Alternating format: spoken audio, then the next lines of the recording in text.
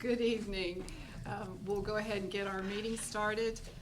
Just so those of you, if anybody's watching, Mr. Wilson is joining us electronically, and we will begin our meeting tonight with the Pledge of Allegiance. Travis, if you'll lead us in that, and then Ms. Carpenter, if you'll lead us in prayer, please.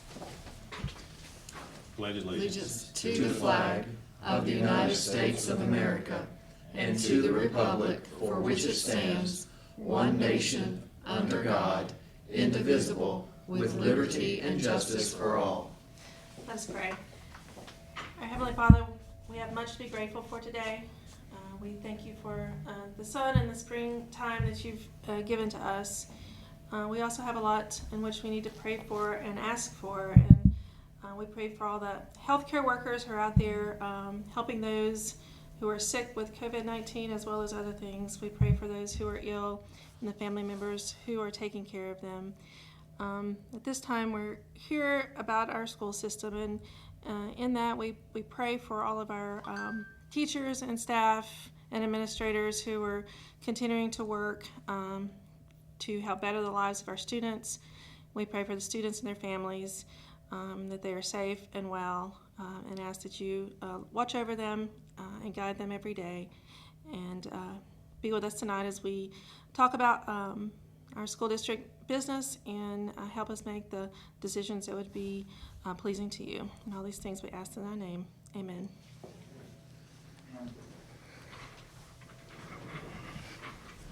Okay, so we'll go ahead and call our meeting to order, and we'll begin with our shout-outs. So, Ms. Carpenter, if you'd like to start. Yeah, I have some shout-outs, and mine are a little different this time. Through our superintendent, Mr. Sell, has gotten some messages from community members, was just some special thanks for different folks, and I'm not going to name the names because I don't have permission of those who sent these, but I do want to read them, and are grateful that our community is supporting our system, their teachers and staff as well. This one says, a lady from school brings lunches from school. Thank you. I'm laid off from work this week. I should go back to work next week because of the virus. The children are doing the schoolwork and the laptop. Thank you for concern and care for my kids. Here are the top search results. The next one is to Mr. Sell. It says, Mr. Sell, for you and your outstanding school staff. And this is on behalf of the Rotary Club, so I don't mind to say that. On behalf of the Rotary Club of Bryson City, thank you. I cannot thank you enough for your commitment to adapt, serve, pursue, and carry on in such difficult circumstances. At the core of your heart is the care for each child in our community, especially those in school. I understand that the amount of hours required by school personnel yourself at this time has increased dramatically. I understand the challenge and difficulty in implementing a new way to teach and to serve our students. Yet because of your big heart for kids, you're pursuing and doing the best possible for each and every student. And it encourages with a few scriptures, 2 Timothy 1:7, for God hath not given us the spirit of fear, but of power and of love and of a sound mind. Deuteronomy 20:4, for the Lord your God is he who goes with you to fight for you against your enemies to give you the victory. In Proverbs 18:10, the name of the Lord is a strong tower, the righteous runs into it and are safe. And it says, as you continue to give of yourself in ways extraordinarily, take moments to receive your strength and love from your Creator and Savior. And the last one is just to Swain County teachers. You strive to provide the best and then some. These days you're called on to do the best and a bunch more. So we send you a big thank you. And thanks to Mr. Sell, too. So I just appreciate the community who shares these messages with our staff and teachers and administrators. It means a lot, and it does encourage them. So thank you. Okay, kind of, my shout outs, it goes out to everyone involved in our school system right now. Everyone has stepped up and adapted to the unexpected circumstances that we're going through. And I personally appreciate all the staff here at Swain. It really shows the quality of our staff when the kids talk about missing or being at school. They miss our staff, and I know that the staff misses the kids to see them daily. So, but I do want to point out that the IT group has been through a lot here, trying to get everything underway. And I hope I don't leave anyone out. Karen Cook, Brandon Messer, Sherry Wright, Jonathan Cook, Richard Wright, Robert Wright, Jody Marr, and Rebecca Wiggins. And there's also a host of teachers and support staff. It's an incredible team effort from everyone in our school system to adapt to these circumstances. You look at Skywave. We've got a shout out to Skywave, James Sutton. Also, Leonard Winchester is also helping behind the scenes. Zito Media, they've stepped up as well. Also, Mark was telling me that the Dogwood Foundation has supported us as well in purchasing some equipment. So there's so many people out there to thank for making the circumstances successful as we can. So once again, I want to praise everyone in our school system. Mr. Wilson, do you have a shout out you'd like to give? I think Travis and Kim have covered mine. I just am amazed at how our staff has pulled together. We have teachers who are teaching children from home. We have parents who are having to be teachers at home. I'm just thankful for our whole community and our school community, and I don't know that I can't say enough to let them know how much I appreciate what they're doing. Thank you. Mr. McKinney? Well, I'd give a second to that, to the school system itself. But there's one thing that the school system did that reflects, I think, on the school system and the community in a time of crisis that we're in, with everybody worried about COVID and everybody being, at home and not being able to get out and do things socially. What they did recently for an employee of ours, or employee of the hospital that helped us, our athletic trainer, they found out she had been laid off by the hospital, and Sonia Blankenship and Joanne McMahon and Neil put together a drive to help her. And it was amazing how much love was shown for this one individual from this community and this school system. I think latest I figured I got, and I didn't get an exact figure, was they raised, I know, over $5,000 and just bukus, whatever much that is, of food and supplies. And this lady was just beyond measure pleased with it. That just makes you proud of this whole community. And it's not the first time, and it won't be the last time. But in a time of a crisis like this, for the community to show that kind of love and give like that, I think it just says a lot for our values in this community. Thank them. Absolutely. Thank you, Mr. McKinney. I, too, don't feel like any of us can really express how deeply we feel gratitude and thanks to everyone in our school system for everything that they're doing. I was involved in a volunteer community event last week. I can't remember what today is. Last week. And had some conversation with an individual. I don't even know her name, but she's not originally from Swain County. She didn't go to school here. She doesn't have children here.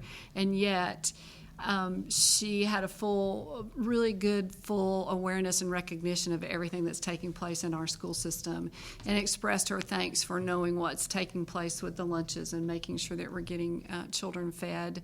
And so I've had several conversations with folks like that over the last couple of weeks who really don't have a direct tie to our system, but they are aware of what's going on. So that just speaks volumes of all the efforts that are being made.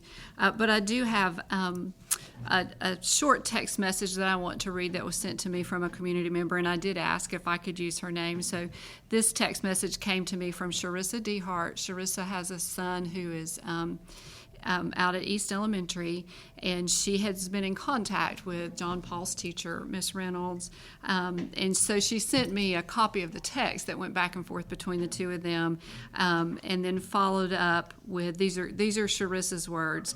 She said, "Here's an exchange I had with Miss Reynolds. These teachers are doing such a great job. I hope in the end all parents realize this and show their appreciation to our teachers."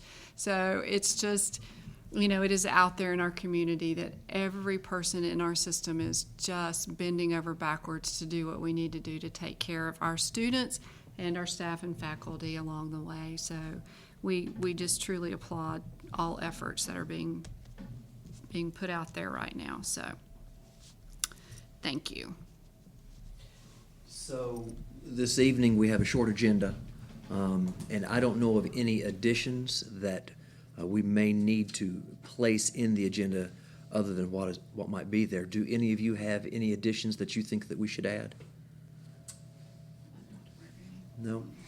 Then, Ms. Burns, I would recommend that the Board of Education approve the agenda as printed.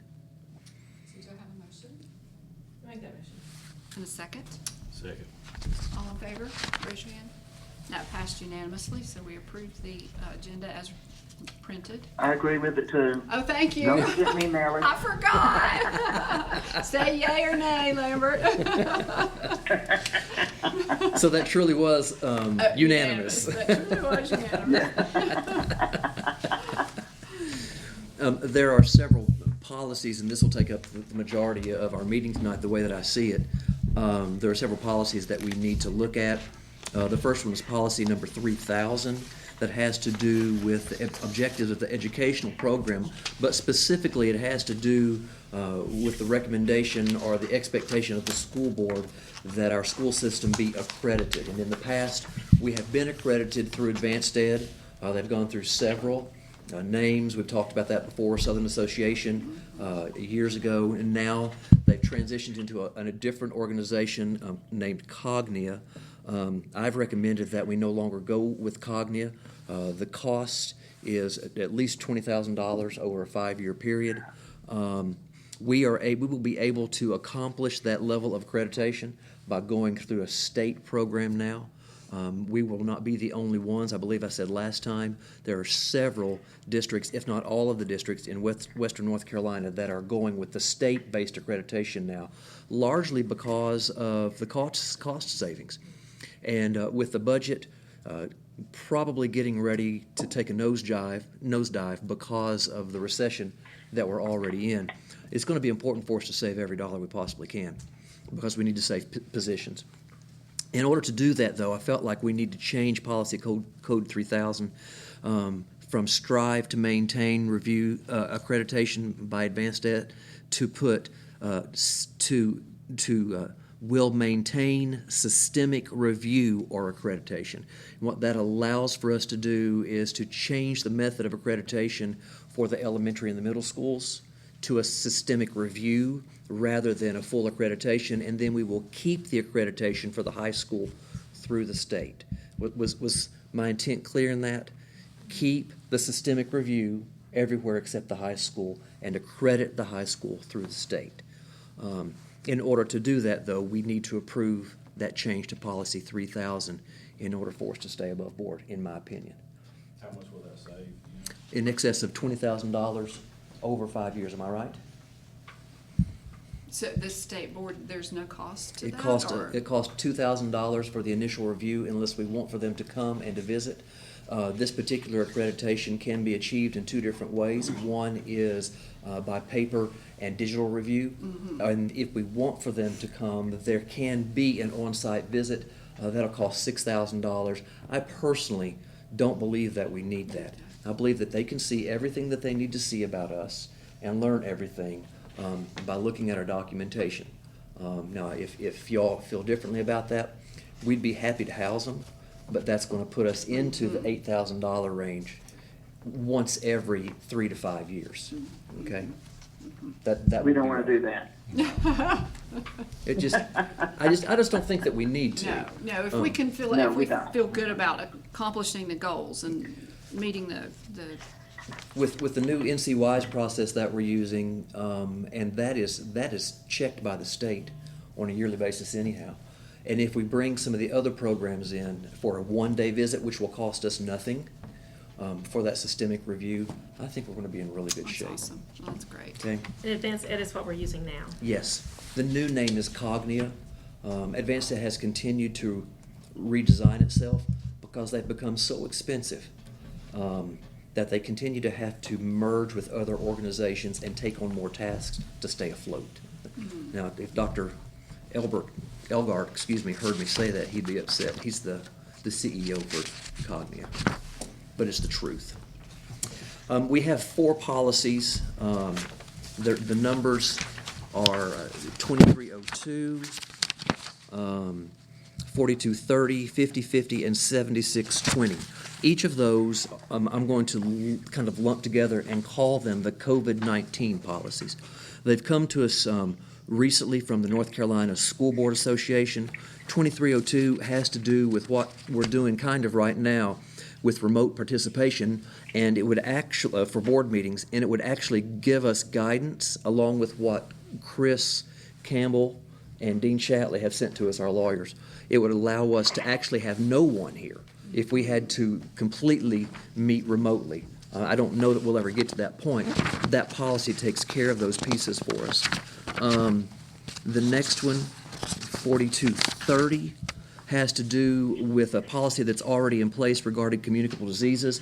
It updates it, though, to address the COVID-19 concerns. I hope that you looked at it closely, because I wouldn't call them serious ramifications, but there are some serious points in it that have to do with the fact that we may have students in our schools who are immune suppressed.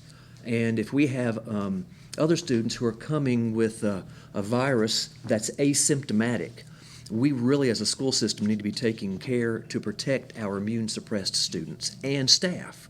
And this policy addresses that, I think, very well. The third of the COVID-19 policies is 50-50. It has to do with emergency closings.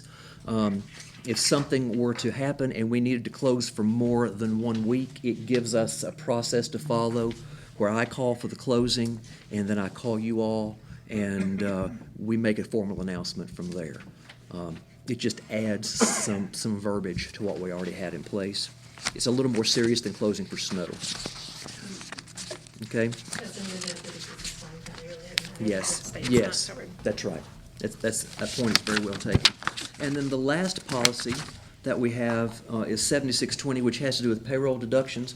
Stephanie and I looked at that one, and we think that one really has been included just in case we were to have to close or someone were to leave the school system on leave or something because of COVID-19 or any other emergency, and what we would do about the payroll side of that if there were deductions or other things that we had to try to recover. Did I say that pretty closely?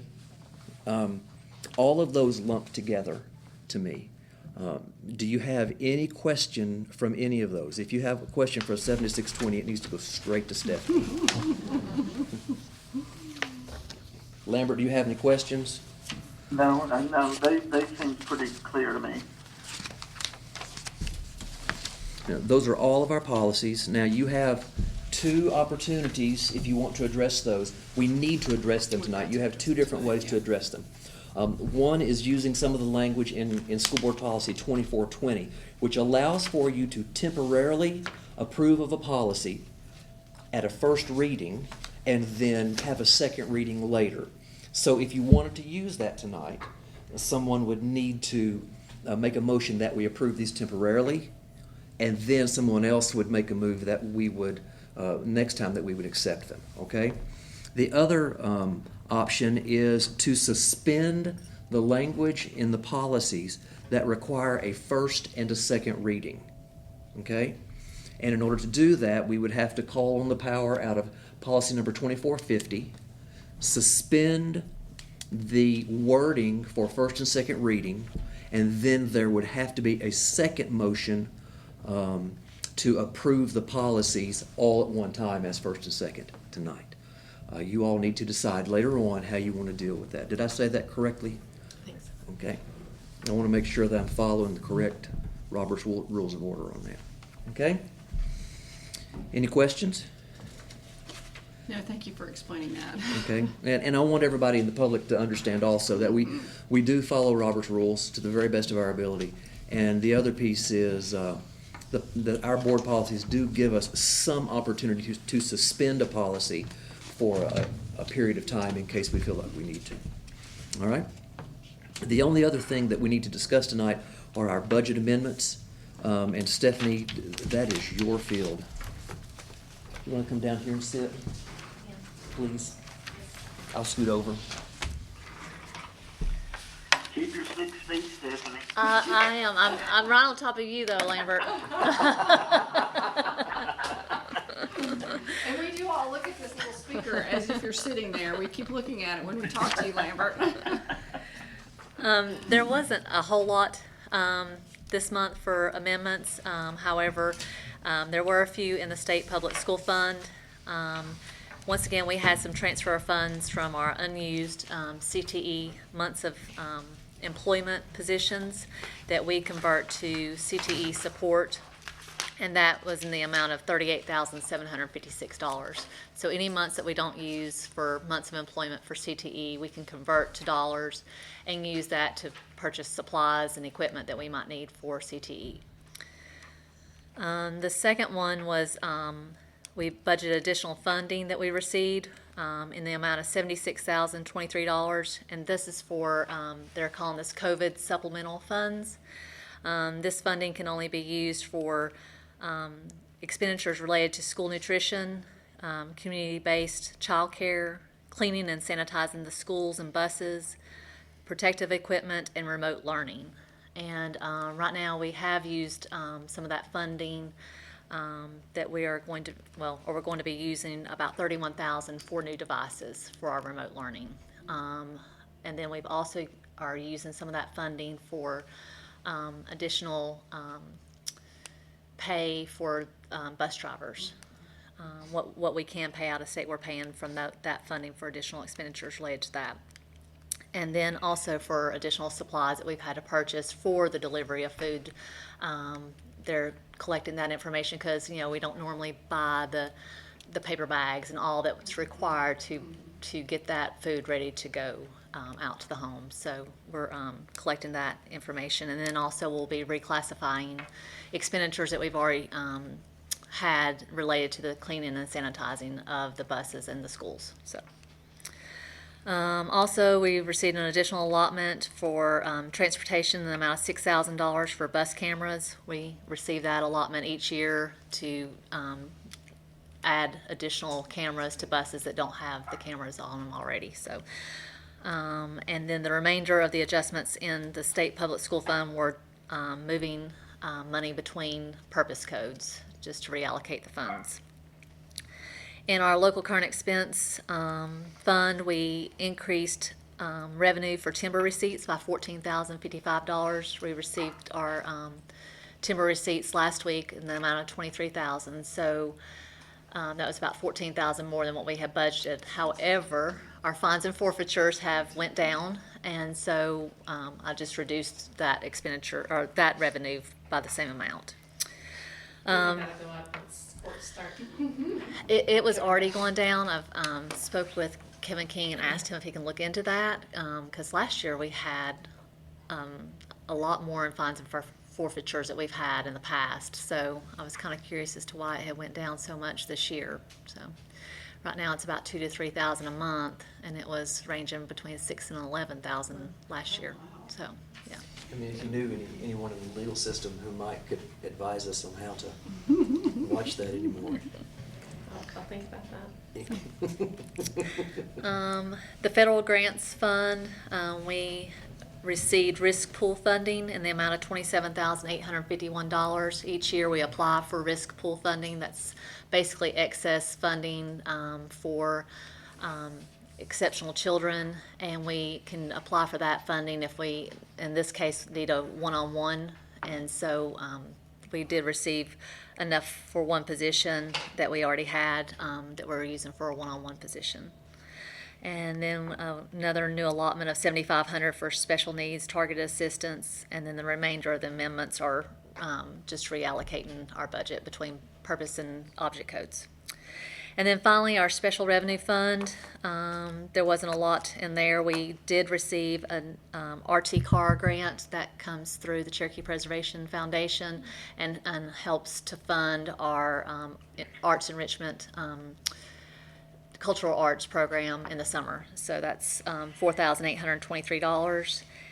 And we've applied for an additional funds through the Parents as Teachers, and they have submitted that budget amendment, and hopefully we're going to be getting another $1,966 for Parents as Teachers. And then we budgeted a donation for CTE in the amount of $1,000. That's it. The state public school fund is $76,000 for the COVID. At what pay? I mean, just trying to project how long that would last at the pace we're going. Maybe an idea.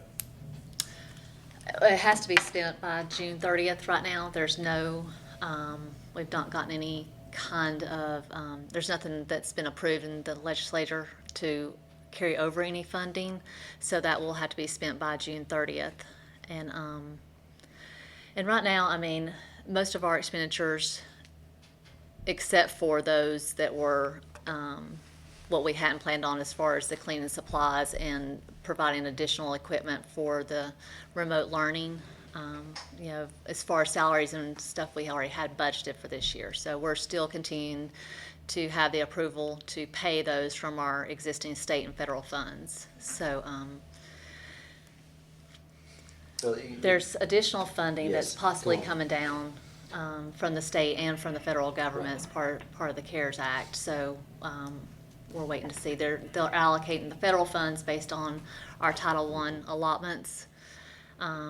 And right now, there's some projected figures out there, but I don't know for sure if that's going to be coming straight to Swain County schools, but about $250,000. And then there's some other funding that we're getting some information about.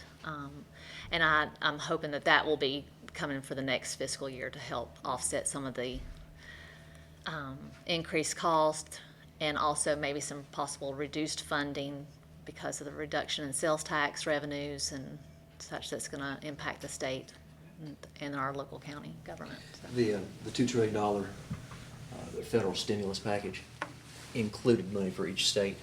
$390 million came to North Carolina for education. 90% of that came to the school system. The other 10% came for administrative costs in Raleigh.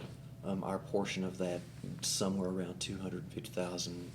They're still deciding what formula they're going to use for that. The $76,000 that you see on there is part of the $50 million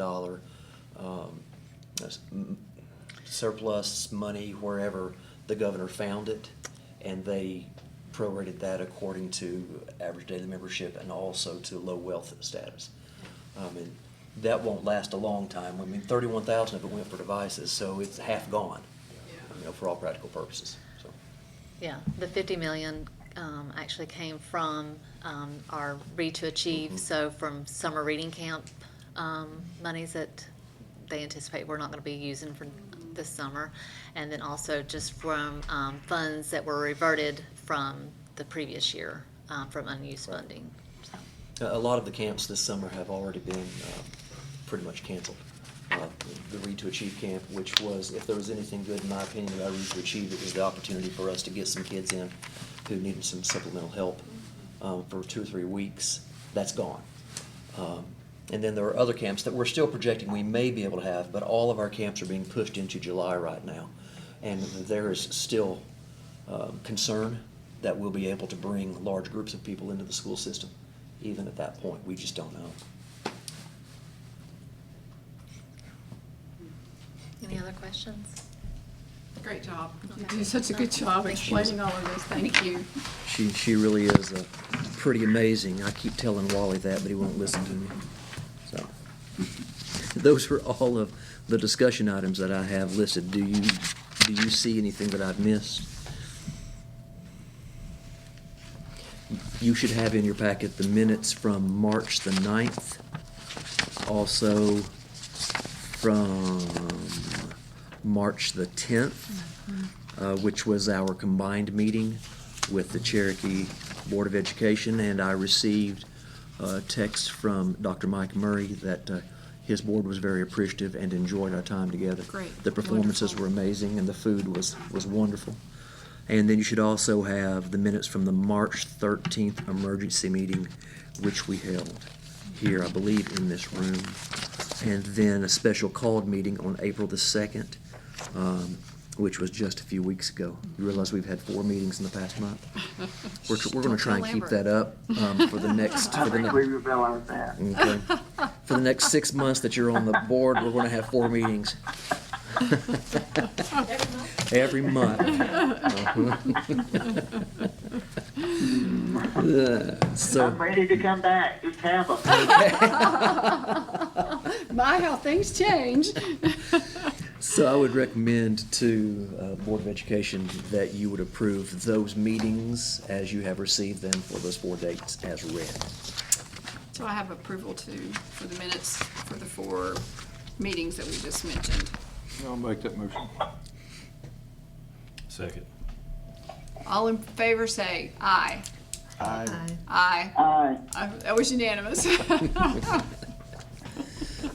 I would recommend to the Board of Education that you approve policy 3000 with the changes as shown to you since this is its 2nd reading. Do I have a motion to approve policy 3000? I'll make a motion to approve. Do I have a second? Second. Second. Okay, thank you. All in favor say aye. Aye. Aye. That was unanimous. Ms. Burns, the board needs to decide if they want to make a temporary move on the COVID policies 2302, 4230, 5050, 7620, or if you want to, if someone wants to suspend policy 2420 and then somebody make a second motion to approve those policies. You need to decide how you want How to we do want that. to do that, yeah. So, So if I can ask a question, is now the time to ask a question? I think so, because, Under policy 2450, that's where we essentially suspend 2420. 2420 in order to go ahead and vote and approve those policies. Yes. Okay.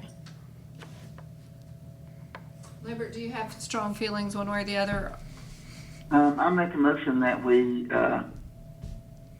do the 2420 and go ahead and approve these policies tonight. Okay, so Okay. we'll have to do that in 2 separate motions. Yeah. Okay. That's Okay. also under policy, I think that's under policy 2450. Yes. These policies are so close together, it's easy to get them confused. So Lambert, if you want us to suspend the language in policy 2420, you will have to suspend that under policy 2450. Okay, and that's what I would like to do. So Mr. Wilson, I want to help you here. Mr. Wilson would like to suspend the wording of 2420 so that we can move on these policies this evening. And he's using the authority given in policy number 2450. Okay? And that's what I want to do. All right? Yes, okay, thank you, Mr. Wilson. So we have that motion. Do I have a second? I'll second that. Kim seconds. All in favor of utilizing policy 2450 to suspend 2420, please say aye. Aye. Aye. Aye. As it relates to these As it particular relates policies. to COVID policies, yes. Yes. Thank you for that clarification. I mean, yes. Where we're at, yeah. So Aye. we're, aye. That was unanimous, as confusing as it was. Now that clears the way for the approval of these policies with only one reading tonight. Do you want to approve of them individually or as a group? I make a motion that we approve them all as a group, 2302, 4230, 5050, and 7620. Do I have a I'll second? second it. Okay, we have a second. All in favor of approving the COVID policies with one reading, say aye. Aye. Aye. Aye. That was unanimous. The only thing left for approval tonight is the budget amendments that have come to you. So if you would like, I would recommend that you approve those. Do I have a recommendation to approve the budget amendments as printed and as explained to us? Make a motion to approve. Do I have a second? Second. All in favor say aye. Aye. Aye. Aye. And that was unanimous. Those are all of the action items. You'll note on your agenda that there are some calendar of events, important items there. We have already taken the holidays on April 10th and 13th, which was Easter weekend, and I know that I appreciated that greatly. And then this Friday, the following Friday, and the next Friday, which are April 24th, May 1st, and May 8th, are annual leave days, which would have been at the end of spring break. Okay? And so everyone who is a 10-month employee and an 11-month, just 10-month, a 10-month employee will automatically take those days. They'll have 4-day weeks. For those of us who are 12-month or 11-month, we can choose to take them. We'll have to use annual leave to do that, or we've given our staff the option of working 4 10-hour days during those weeks, and that way they'll have the 40 hours in that they're supposed to.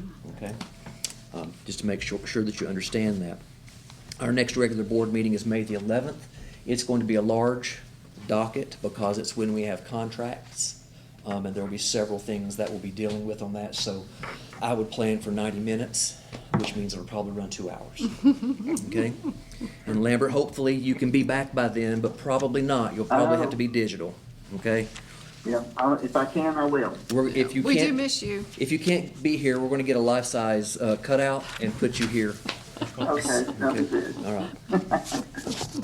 I'm going to let you know that there are some really wonderful things that are still happening in Swain County in the school system. I mean, aside from the fact that of what you've already mentioned tonight with your shout-outs, our staff in Swain County is the best that you will find anywhere. And I would stack them up against anybody in the United States right now. They're working so hard, and they care so much about their kids. It's moving to me to see how much that they're doing and how much they care. And that goes with all of what you said. But on top of all of that, the work at the high school is progressing. And we're going to be in that building ready to go when we get back into school in August. That's great. I don't have any doubt about that. Now, I want the public to understand, and I want you all to understand that we're following all of the guidelines that the commissioners have given to us. And those construction workers are coming to work, and they're doing their work, and then they're leaving the county. They're not even visiting any of our businesses in town. I gave them a letter that said that they're not to do that, and the superintendent of construction up there said, "You mean we can't even buy fuel?" I said, "No, you need to buy fuel out of town, because that's what was intended by our commissioners, so we're doing that." So that's moving along. If you haven't driven up by there, you need to. The Performance Center, we've been calling it the multipurpose building, and we're going to bring a recommendation for a name to you soon. Oh, great. It's going to be something akin to the Maroon Strong Performance Center, which is going to be kind of cool. Is almost done. Yay. You know, That's awesome. the flooring has gone down, the weight systems are in there. Now we just need to complete the electrical work, and that not from Duke. Duke's waiting on us to get our part done. Yeah. And I believe that Wayne is finishing up some of the venting that needs to go in there. So we're this close. That's awesome. I can't promise that if we come back to school on May the 18th that we'll have our certificate of occupancy yet. I just don't know. But they're trying really hard. That's great. Coaches have been in there working with our maintenance. You know, that's a little scary sometimes when you think about Neil Blankenship putting on wire nuts, but still, no, he's not. I'm just kidding. I hope he's listening to this. And that's exciting to me. There's been a 2-year project that is coming to a culmination finally, and it seems so minor, but it's not. And it has to do with a playground that's going in at West Elementary. It's finally gotten the ground. It's a cooperative work between us and the PTO there. The border that goes around it so we can put the mulch is there. They got 3 more dump truck loads of it today. That should be in, hopefully, by the end of the week if we can get a tractor out there to put it in. But the thing that our community needs to remember is that even though we're going to have a nice playground out there, and even though we've got nice facilities everywhere, they're off limits to the public. And that's until we have the state of emergency moved to a different phase. You know, we'll have to go to, at least in my opinion, we'll have to go to phase 3 of what the federal government has recommended in order for us to open those things up again. That doesn't mean that you can't go walk at the track, though. Right. Okay? Oh, the ask of these days. Yes. Yeah. The track is still available for walking, but please, if you do that, practice social distancing and don't go up there with groups of 50. Okay? And I think it's important because it's so confusing, all of these things that we are being asked to do and asked to not do and all of that. I do think it's very important for the public to understand that while the county has largely jurisdiction over most of the local parks and trails and those things that aren't owned by the federal government, they do not have that jurisdiction over school property. So unless and until you hear it from the Swain County Board of Education and Mr. Sale, everything is still off limits with the exception of the track at the high school. And that's one of the reasons that this building that we're in tonight is closed for 2 weeks, except for this floor. Because we still have business to do, and the buildings on our campuses are still open to our staff. They are not open to the public, and that's to protect our staff. Okay? Mr. Sell, I know a lot of people are in the community and you may not be able to answer this, but as far as going back to school by June, I mean, I know you probably can't answer that because it's state, the governor's made that, but what's your feelings on that? I'm choosing to not state my feelings on that, Travis. I will tell you that until the governor or the State Board of Education tells us that we will not be in school on May the 18th, we will be in school then, okay? I think there are a lot of pieces that have to fall in place between now and then, particularly with some of the federal guidelines that came down last week about Phase 1, Phase 2, and Phase 3. I'm not saying those can't come into place. Now, I can promise you this. If we're not in school after May the 18th, we will make every effort we can to make the last months before our seniors go to college have some special events in them for our seniors and maybe for our juniors. Will we be able to have our prom? I don't know. Will we have graduation? Somehow. I don't know what we'll do, but we'll make it special for them. Okay? Now, as far as coming back to school in August, you have as good a connection to the Lord as I do, and that's where we're going to have to get our information right now. So, okay? Can I ask a question? To this point, do you know what the number of meals that have been served? As of People ask that as well. last Thursday, we had served 85,000 meals. Now that was last Thursday. On Friday, let me see. No, that was last Wednesday. Did we have school last Friday? No, you did not. Yes, we did. Yes, we did. Yes, we did. Because we were in a commissioners meeting on Friday morning, and I told them that. You didn't have school, the schools might have been open. Well, yeah, the kids weren't in school. That's true. Right. Yeah, for everybody who's watching, if you weren't in school last Friday, you were absent. No, I'm kidding. You've got makeup time. No, I'm just playing. That was 85,000 as of last Thursday. Now on Friday, they delivered meals for Friday, Saturday, and Sunday because we're feeding over the weekends too. We're making mass deliveries on the last day of the week. And we've then served today. So that's 4 more days. I would suspect at this point that we're pushing 95,000 to 100,000 meals without even trying hard. That's amazing.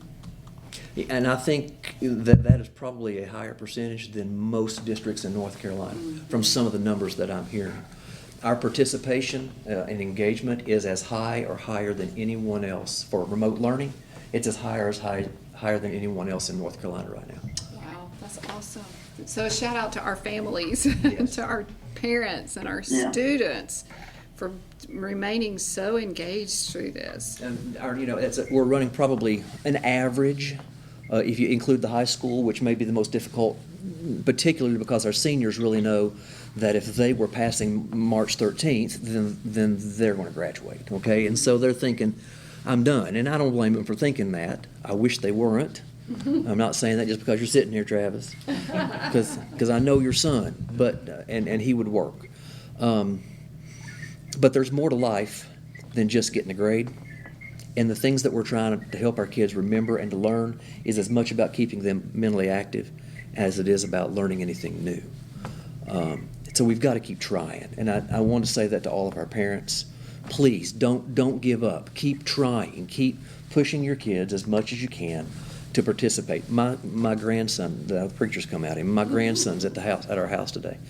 And this morning, between the hours of 9 and 11, he did his schoolwork, including PE.